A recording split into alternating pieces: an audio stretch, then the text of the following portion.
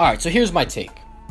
If LeBron James and the Cleveland Cavaliers come back and win the 2017 NBA Finals down 3-0, if that happens, and look, I'm not saying that there's like this high probability that happens. I mean, literally, they're down 3-0, which, people only come back from down 3-0.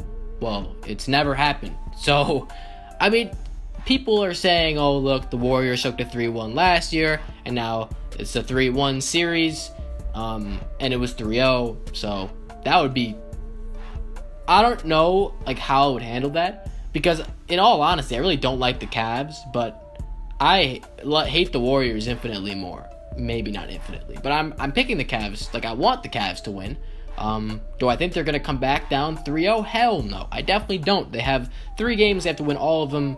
And the circumstances in which they won 1 game, which was game 4, I mean, it's not, I mean, yeah, they did win by 20 plus, but that was one of those games where, like, they weren't out of the water until like 2 minutes left in the game. I mean, it was like they were down 16, the Warriors were, but the Warriors, they just hit back-to-back threes, they turn the momentum on you, just flip a switch, and it's a game, and that just happens. But, the Cavs, they made so many shots. I mean, they made, 24 three-pointers, they got huge performances out of Kyrie Irving.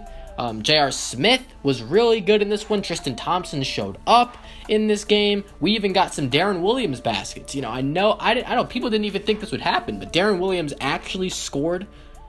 He actually made a field goal. He made 2 field goals, matter of fact. And basically, this was just such a dramatic game. It was actually unbelievable to watch because, these two teams going at it, they hate each other. We had a KD LeBron double tech. We had Zaza just, sticking his nose in places he shouldn't be. Just, because it's Zaza. And this was a great game and a terrible game in, like, the same. Because, first of all, it was so entertaining. It was so entertaining to watch. I'm glad that it happened the way it did. Yeah, it was so long, but man, it's not like the Cavs were up 20 and we were still like, oh, this is still a game. Because you know who they're playing. You know how easy it is for the Warriors to get back in a game. And yeah, there were some bad calls, is what I'm trying to say. We had some, subpar refereeing. And look, I'm not going to act like if, the refs did it perfectly, the Warriors should have won. No, of course not. I don't think that. I think it's absolutely ridiculous that I'm seeing people saying this game was rigged, that people actually think that, the Warriors would have won this game. I mean, the Cavs hit 24 three-pointers, and they got 40 from Kyrie Irving, and they got a huge triple-double from LeBron James, and Steph Curry had a terrible game. So how are you going to win that game? How are you going to act like you should have won that game? There's no way. Anyway, back to LeBron James.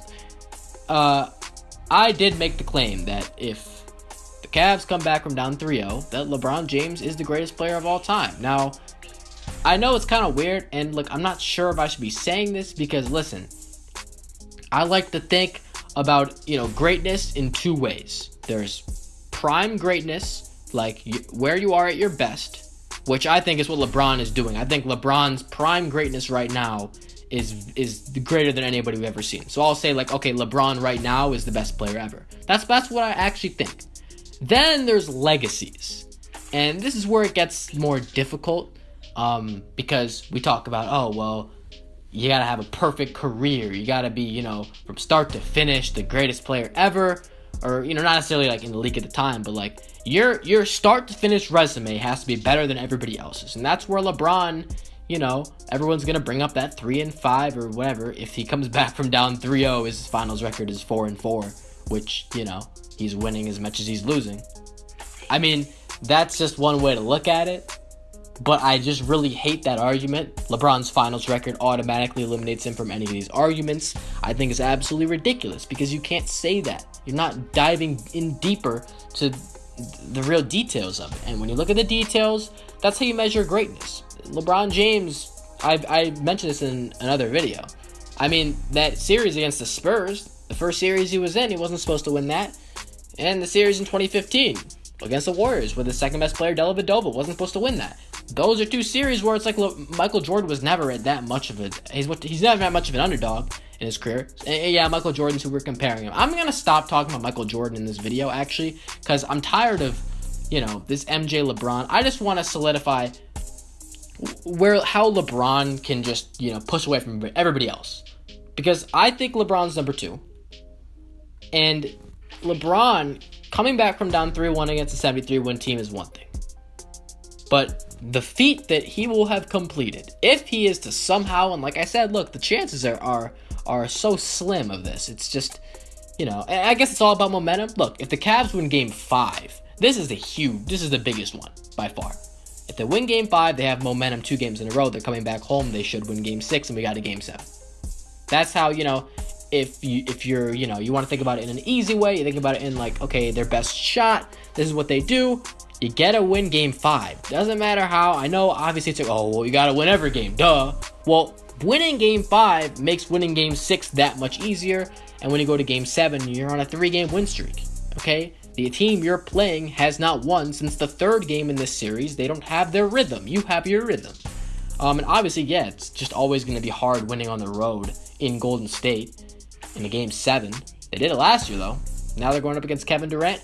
I just think it would be hilarious and just awesome to see what Golden State choked a 3-1 last year. Kevin Durant choked a 3-1 last year. They get together, they choke a big 3-0. That would make my life in NBA. That would make this year. Because, let's face it, this has been one of the worst years in the NBA for a long time. And if that happens, I'm not gonna throw shade at the NBA anymore for this season. I'm not. If the Cavs come back down 3-0. And yeah, I know it's probably not going to happen, but I like to be optimistic, like I say a lot of times. Why is LeBron James the best if he does this? Coming back 3-1 against 73-win team, they had Kevin Durant coming back 3-0 against Kevin Durant plus the 73-win team. The team that started out, what was it? 15-0. 15-0 in the playoffs. This team is no joke. They destroy other teams. They're a goddamn all-star team is what they are. But they play with such fluidity, unity. Their togetherness is incredible. And I think this is the one thing that I'll give the Warriors credit for, is for being a unit. There's no team in the NBA. Yeah, I know they have the best roster in terms, on paper, but they're made so much better by the fact that no one on that team is selfish. No one on that team takes bad shots. They're all playing for each other. They all give each other the ball. Like, if other teams did that the way they do it, I mean, the Spurs are that good. There's a reason why the Spurs are this good every year. It's not that much of a mystery. It's because they play as a team. It's because they play fluid basketball. They always get the best shot. And they play good team defense. That's how you win as a team. These teams with loaded stars that aren't going to play that much defense, that, aren't on a team where everybody's being unselfish, this is not going to be a great team. You either need a team full of great players that can play great ball together, like the Warriors, or, in the case of the Spurs, you have such a godly coach. You got all these players that, are role players, but, you got a star here and there. You got Kawhi Leonard, and you can make a good championship contending team out of that because you have a really good formula. So you either need a formula to win, or you need one of these guys, these generation talents like LeBron James. And the only one I know is really LeBron James. Kawhi Leonard, I guess I would consider him that. Maybe close, just because, what he does with the Spurs. But then again, look at how that team plays. With LeBron James, he controls literally every aspect of the offense. It's not even... When he comes off the court, just look at what happens. He was literally +7 in Game 3, -12 the team was in the 2 minutes he was off the court. -12 in 2 minutes. That killed it. So people are going to argue probably that LeBron James shouldn't need to come back from down 3-1 or 3-0. The real haters, the guys that are still going to dispute it, because everybody loves to make excuses. There are going to be people, if LeBron James pulls this incredible 3-0 upset off, there are still going to be people that say he's not the best ever. And of course there will. It's not that, it's not really just a no-brainer opinion that, okay, LeBron wins, he's the greatest. That's what I'm going to think. Just because, no, I don't think anybody's capable of that but him. And that's the biggest stage. That's the hardest challenge I've ever seen. I don't see how it's possible. It's unbelievable the impact of the game on the game this guy has. It's absolutely wild. It's like nothing I've ever seen before. you put him on the court and you put him in the Nets, he'd still be in the finals. I stand by that statement. You put LeBron James on the Nets, they would still be in the Nets would be in the finals. Yeah, they'd get fucked up, but they'd be in the finals. I just don't. And if you take him off the Cavs, they'd win 25 games. It's absolutely wild how lost they are. Maybe not 25, because look, okay, maybe they figure out how to play with each other. But man, if LeBron went to the Nets, I mean, Brook Lopez would be the Kevin Love. And Jeremy Lin would be like, not exactly Kyrie Irving, right? But yeah, he'd give you something. He'd be a lot more free. And Sean Kilpatrick at shooting guard, he would be like just a sharpshooter. He would just turn into a sharpshooter.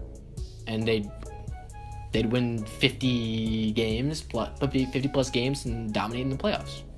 That's what would happen. Back to the topic. If LeBron James comes back from down 3-0, people are going to still say some stuff like, why is he getting down? Why is he losing 3 games? MJ never lost 3 games. MJ this, MJ that. Like, it's so hard for me to deal with that. Because in the end, it's about, first of all, in 2016, yeah, I don't think the Cavs should have gotten down 3-1 in the first place. They're definitely better than that to get down 3-1. They won the series, so it's fine. And I honestly do think this 3-1 stuff is all really blown up. But it is true that you do step up in the last 3 games. I mean, those are the big games. Those are the biggest games of the series. Those are the games you need to play well. The must-win games, backs against the wall. LeBron James there's no one better than him at that. So that's when you shine. That's when the team shines, and they win. And now their backs against the wall. They won in Game 4. Their backs are still against the wall. And, I don't know if they're going to win Game 5. I haven't made a prediction yet. It's really hard for me. But, they play the best this way. They're going to be the hardest to out this way. Some teams just give up the Cavs, LeBron, they're not like that. But like I was saying, the 3-1 thing, look, that's a little bit overblown. Yeah, they should not have gotten down 3-1. Yeah, they won the series in 7. That's what you should be looking at. They beat a 73-win team. And you could be like, oh, well, this team won 73 games, so, like, they're good enough to get up 3-1. Like, they should be up 3-1 if they won 73 games. Yeah, but LeBron. Dude, I don't think that Warriors team is that much better than... I mean, like, you see he won the series, right? This year, 3-0, it's a 73-win team plus Kevin Durant.